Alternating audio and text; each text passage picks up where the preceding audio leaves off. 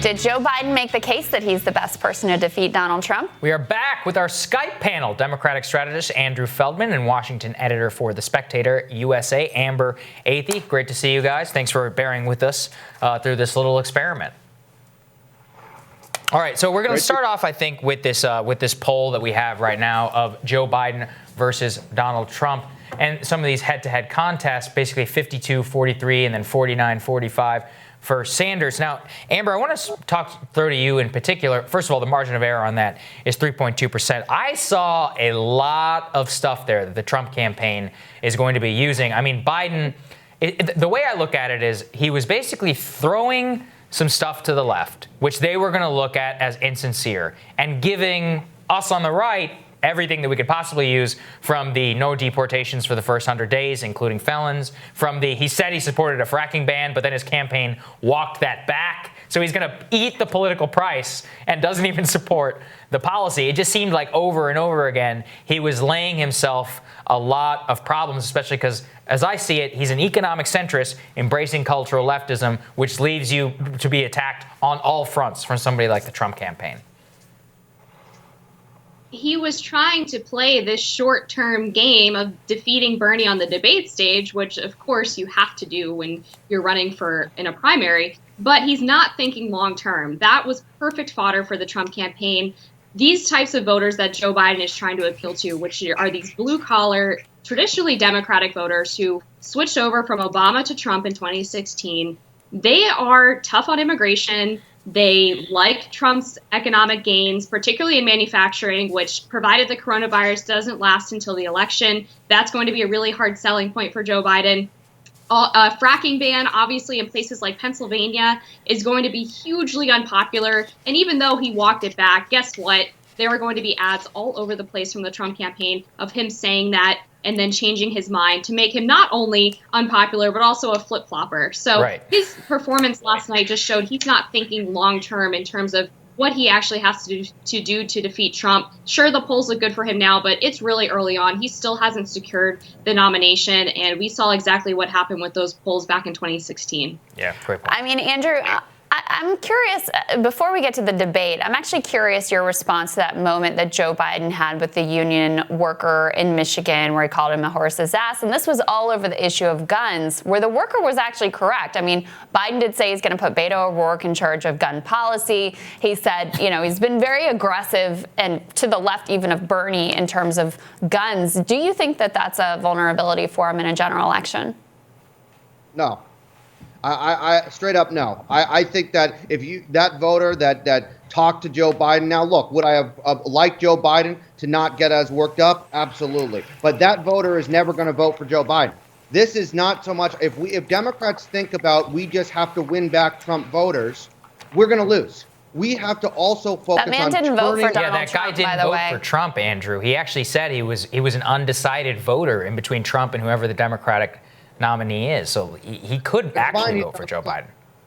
Look, I think that Joe Biden has to be who he is. He has always been a major supporter of gun control and gun violence prevention. That is a passionate issue for Joe Biden, and he should not change that. Absolutely not. And at the same time, by the way, that's a liberal issue. That is a liberal issue that young voters are passionate about. Young voters from our side of the party turn out on. So what I would tell you is that the polling that we have seen has not indicated that. Amber, I want to get you in on this, because what we have seen is, look, there's a difference between saying that you support, gun control, and then there is calling somebody a horse's ass, saying you want to slap somebody in the face, and condescending to somebody, also by getting basic gun literature wrong, all while you do that to somebody who's considering voting for you, right? Here's the problem. People were trying to paint this as Joe Biden's Trump fighter moment. See, look, Joe Biden can be a fighter too. He can take on people like Donald Trump on the debate stage. But the difference is that when Donald Trump fights, he's doing it against his political opponents. He's not doing it to people that he thinks could vote for him in the election. The way that he condescended to that voter was so appalling. I've honestly never seen a politician treat a potential voter that way ever. So the idea that this is good for Biden, I think, is just some elitist nonsense. Right. And Amber, at the same time, we have to acknowledge the reality of what this election is going to be about. It's going to be about about the response to coronavirus, so far the president has not done an effective job. I mean, he hasn't been accurate in the information he's provided to the public. We still are way behind in terms of testing. We don't even know how widespread this is, and we're at a point now where we need to be looking beyond testing at capabilities. The response that was passed through the House last week is laughably pathetic. I put that on both sides for that failure. Is the president in a much more vulnerable position now than he was just a few weeks ago? I think he absolutely is. And even above just the response and the testing, all of which are totally valid points, the economy tanking right now, the stock market's so volatile. That's a huge issue because this is a campaign that wants to run on the economy. They want to run on the fact that they've had unprecedented job growth, wage growth, et cetera. But if coronavirus is lasting through the summer, we still don't know whether or not Trump's claims that the weather are going to affect the spread of this virus, if those are accurate at all. If this starts lasting into the end of summer, into the fall, and we're still seeing economic issues, of course, the restaurant industry is going to be severely affected. Sports is severely affected. These are going to be issues that voters are thinking about when they head to the polls. While it might not necessarily be Trump's fault that this virus is sweeping through a global pandemic, we do have to consider the fact that he is ultimately responsible for the response in the United States, and he needs to be doing a better job if he wants to be able to run on the economy and also just keeping Americans safe in November. I couldn't agree with you more, Amber. I think it's his greatest vulnerability. Andrew, that is one point I think I'll probably be willing to concede to you, which is I think Biden, and you can talk about this, did a decent job of projecting the managerial competence that I think a lot of people are looking for right now. And what Crystal and I would say is, well, look, managerial competence is great. What comes after the 3 months after, that pandemic? You have to bail out the economy, stimulus. We have all these debates again. However, I mean, do you think he did a good enough job there? And then on the flip side of that question, Andrew, why was it that Bernie didn't seem to rise to that occasion there?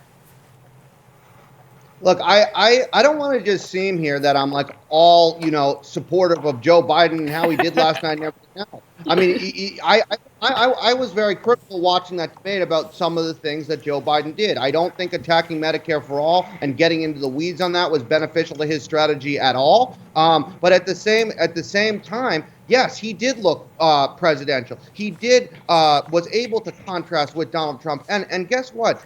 Donald Trump can't put the toothpaste back in the tube on this disaster of controlling coronavirus. Even if it gets better in the next 2 months, it still has disrupted all of our lives, and it's Donald Trump's fault. So the reality is he can no longer run on the economy like he thought he was going to be able to. And Joe Biden absolutely looks like a president who could handle this crisis. And also need to point out here that this is not like Nixon versus Kennedy, where people thought Nixon did better on the radio. I think if folks who were listening to the radio last night may have thought that Bernie Sanders did better. But optics matter. And optics hurt Bernie Sanders because Bernie Sanders can't go and get a suit tailored that looks professional. And I just don't understand why he can't look presidential on stage next to Joe Biden. Just go get a tailored suit. I don't think the suit is the issue so much. I think Bernie did fine last night, but he hasn't been able to adjust from his stump speech, something Sagar and I have been talking about. Biden was actually more nimble. He was able to respond to the moment and tell people like what they're looking for in this moment much more effectively last night. And then you add to that the fact that Bernie didn't need to just do fine. He needed like a massive game-changing shift. And I don't think that any of us doubts that did not occur last night. Guys, thank you so much for being game for our first remote panel. I think it went well. You guys are terrific. Not so bad. All right. Thanks, y'all. Of course. Tomorrow on Rising, friend of the show, Ryan Grimm, he discusses the idea of a Biden-Sanders ticket. I don't think that's going to happen. Being that Bernie Sanders is not a woman, I think Biden ruled that out. But it's still an interesting idea, and we're also going to speak with Colorado Senate candidate Andrew Romanoff about his grassroots campaign that is managing currently to beat the establishment's choice, former Governor John Hickenlooper. Everybody have a great day. Stay safe. Stay inside and watch Rising. Everybody stay inside. Watch it. Share it with your friends. You can have virtual watch parties, but seriously, please follow the CDC guidelines. Stay inside. Stay safe. Take care of your elderly relatives. Yep. We'll see you here tomorrow.